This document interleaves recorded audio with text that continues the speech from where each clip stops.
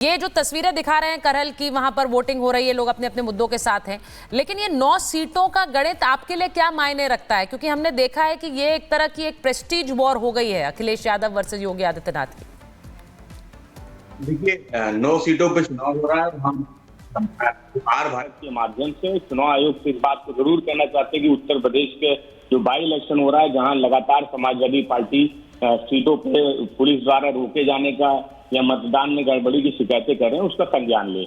देखिए, चुनाव समाजवादी पार्टी ने सकारात्मक मुद्दों पे लड़ा। हमने जोड़ने के नारे पे लड़ा है, दूसरी तरफ बांटने के नारे पे लड़ा गया चुनाव में। इन चुनाव में 4 सीटें समाजवादी पार्टी के पास थी, 3 भाजपा के पास थी, 1 आरएलडी के पास थी, 1 संजय निषाद जी के पास थी। अब 9 की 9 सीटों पे समाजवादी पार्टी चुनाव लड़ रही है। ये हमारे लिए प्रतिष्ठा का सवाल है और हम इस चुनाव को जीतने जा रहे हैं, क्योंकि हमने सकारात्मक मुद्दे उठाए, हमने जनता से जुड़े हुए मुद्दे उठाए, हमने किसी को बांटने की बात नहीं की है। समाजवादी पार्टी को भरोसा है जनता पे, पीडीएफ के अपने नारे पे कि हम इस चुनाव को जीतने जा रहे हैं। भारतीय जनता पार्टी चाहे चुनाव में जितनी धांधली कर ले, चाहे जितना शासन प्रशासन का दुरुपयोग कर ले, लेकिन उसके बाद भी जब जनता का मन बन जाता है तो इन सब छोटी मोटी बाधाओं के बाद भी समाजवादी पार्टी इस चुनाव को जीतेगी। ठीक है फकरुल जी, वापस लौटेंगे आपके पास। मैं करहल की ही बात करूंगी। रामकुमार पाल राजनीतिक विश्लेषक में हमारे साथ जुड़े हैं इस वक्त। रामकुमार जी, ऐसा नहीं लग रहा है कि करहल की सीट पिछले विधानसभा चुनाव में 2022 में अखिलेश यादव के नाम पे समाजवादी पार्टी ने निकाल ली थी? अभी जो लोग कह रहे हैं सुरक्षा का मुद्दा है, लोगों ने देख लिया 2 साल में क्या हालात रहे अखिलेश यादव को चुनने के बाद, इसलिए क्या बदलाव का मूड है करहल समेत जहां पर समाजवादी पार्टी रही है उन जगहों पर लोगों का? नमस्कार। अभी आपने जमीनी हकीकत सुनाया, लोगों की सुनाया। वो लोग बदलाव चाहते हैं सुरक्षा की दृष्टि से, तो सुरक्षा पहले प्रदान नहीं की होगी। उस हिसाब से आज लोगों के मन की बात आपने स्वयं दिखाई है और लोग ही मतदान करते हैं।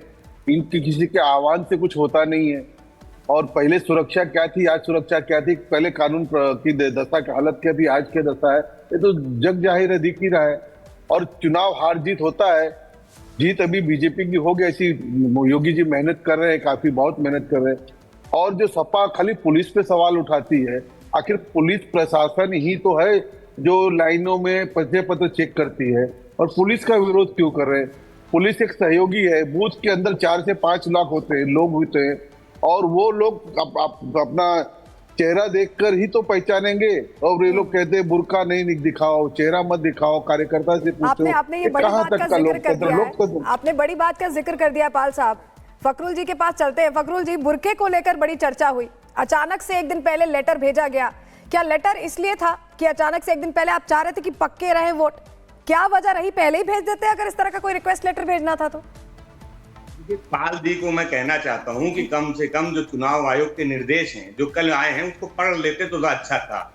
घूंघट और बुरखे की बात आपने कहा कि पुलिस को कोई अधिकार नहीं है, और अधिकार है तो आप चुनाव आयोग से कहलवाइए। यहाँ बैठ के बेवजह की कानून तो चुनाव आयोग ने तो जवाब दे दिया है ना फकरुल साहब, चुनाव आयोग ने जवाब दिया है उस चिट्ठी का। नहीं, तो पाल साहब को ये पता होना चाहिए ना कि पुलिस नहीं चेक कर सकती। पाल साहब को नहीं पता, उनको बता रहे। फिर आपने कानून व्यवस्था की बात की।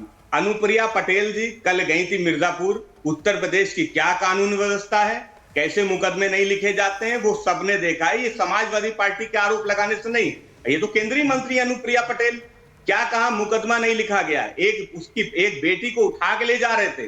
ये उत्तर प्रदेश की कानून व्यवस्था है, ये सुरक्षा की बात कर रहे हैं। एक बूथ पे आपने 4 लोगों से मतलब आप ये कह रहे हैं, लोग ये कह रहे हैं कि हम सुरक्षा के मुद्दे पर वोट डालने गए हैं, लोग ही गलत कह रहे हैं।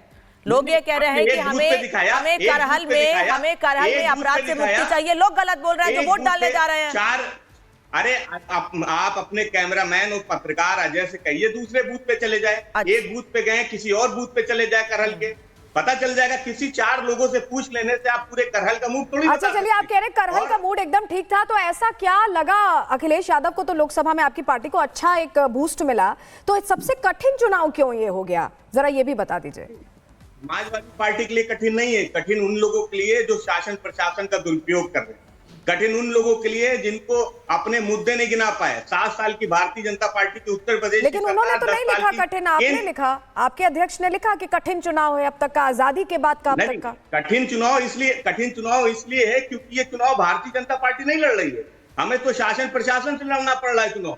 कहां भारतीय जनता पार्टी के कार्यकर्ता है, कहां मुद्दे हैं, कहां आपने कहा कि आपने 7 सालों में क्या काम किया, 10 सालों में क्या काम किया।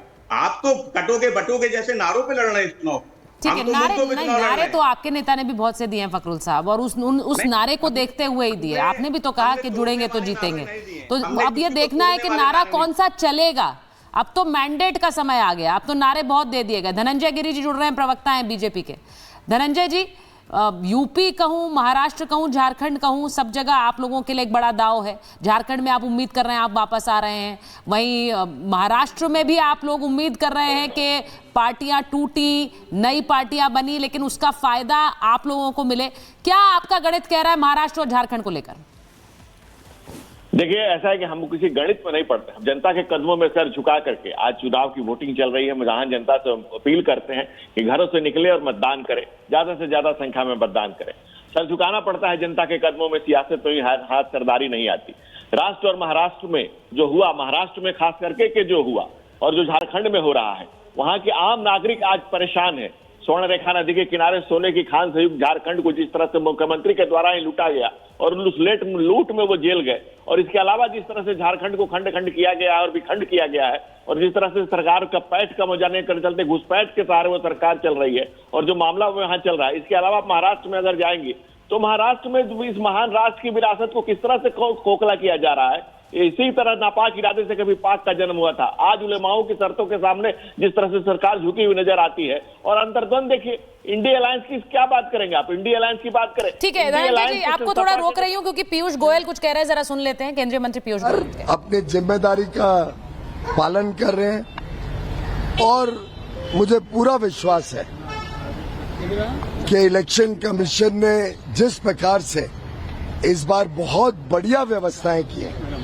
इतना स्मूथली पूरे प्रदेश में वोटिंग हो रहा है, किसी को परेशानी नहीं, लाइनें लंबी हैं उत्तर मुंबई में खास तौर पे, लेकिन किसी को असुविधा नहीं है। ये देखते हुए मैं उम्मीद करता हूं कि इस बार 60% से अधिक वोटिंग होगी। मेरी अपील है सभी से कि सब लोग उतरें। ये वोट मात्र एक वोट नहीं है, हमारे आगे वाले 5 वर्ष तक महाराष्ट्र और मुंबई का भविष्य आप उसके शिल्पकार बनने वाले हैं। मुंबई को अच्छी सुविधाएं मिले, मुंबई का भविष्य उज्जवल हो, हर मुंबईकर को आगे चलकर एक अच्छा जीवन देने का काम आपका एक वोट कर सकता है। मैं सभी को अपील करता हूं कि आप अवश्य वोट डालने जाएं। शाम को 6 बजे तक वोटिंग चालू रहेगी, और जितनी बड़ी संख्या में हम सब अपने मत का, अपने अधिकार का पालन करेंगे, मुझे विश्वास है उतना ही अच्छा मुंबई, उतना ही प्रगति महाराष्ट्र की आगे बढ़ेगी, गति मिलेगी, और हम विकसित भारत 2047 के लक्ष्य की तरफ।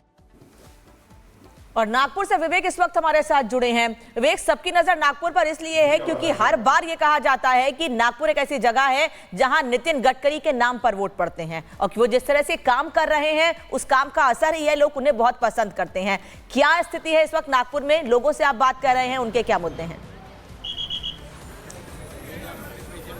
बिल्कुल, अब 10 मिनट की खबर आई है कि 10 मिनट में नितिन गडकरी पहुंचने वाले हैं, कभी भी पहुंच सकते हैं, तो उनका ही इंतजार चल रहा है। और बैकबोन आप कह सकते हैं, जिस तरीके से आप कह रही थी कि बैकबोन है, प्रत्याशी कोई भी हो, मुकाबला किसी का भी हो, बिल्कुल। कुछ तकनीकी और यहाँ पर जो स्थिति है, से संपर्क नहीं कर पा रहे हैं, लेकिन आपको बताएं कि लगातार वोटिंग हो रही है, और मुस्लिम बाहुल्य जो इलाके हैं वहां पर क्या प्रतिशत है ये भी हम आपको ग्राफिक्स के जरिए दिखा रहे हैं। तो ये तस्वीरें जो आप देख रहे हैं, लगातार वोटिंग किस तरह से हो रही है, इसकी तस्वीरें हम आपको दिखा रहे हैं। और अभी वोटिंग प्रतिशत उतना बेहतर नहीं है, वोटिंग प्रतिशत, और उम्मीद ये की जा रही है कि दिन बढ़ने के साथ वोटिंग प्रतिशत भी बेहतर होगा।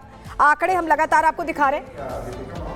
महाराष्ट्र और उसके अलावा तमाम जगहों पर, झारखंड और उत्तर प्रदेश में, पंजाब में, अलग अलग जगहों पर वोटिंग हो रही है। और नितिन गडकरी क्या कुछ कह रहे हैं, जरा पहले वो सुनवा देते हैं आपको।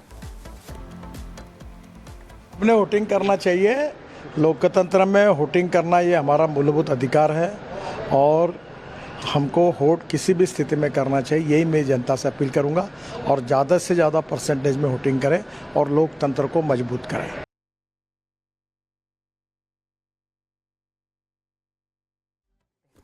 एक ही दिया है ना? हाँ, मैंने 4 दी थी, एक अपने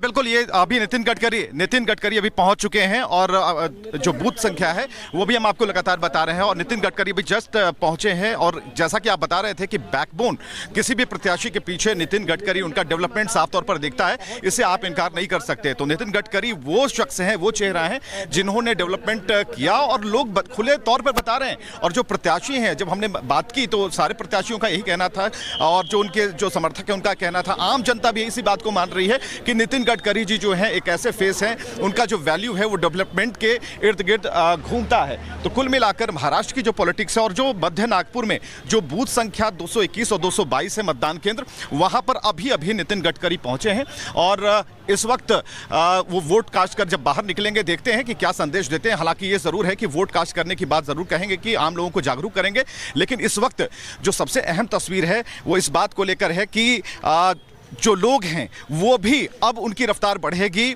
क्योंकि वोटर्स तो आ रहे थे लेकिन इंतजार इस बात का हो रहा था कि उनके जो नेता हैं वो कब तक आते हैं। और अब नितिन गडकरी पहुंचे हैं तो उसके बाद जो गतिविधियां हैं या फिर जो वोट कास्ट करने की जो रफ्तार है उसमें थोड़ा इजाफा होगा। हालांकि यहाँ 100 मीटर की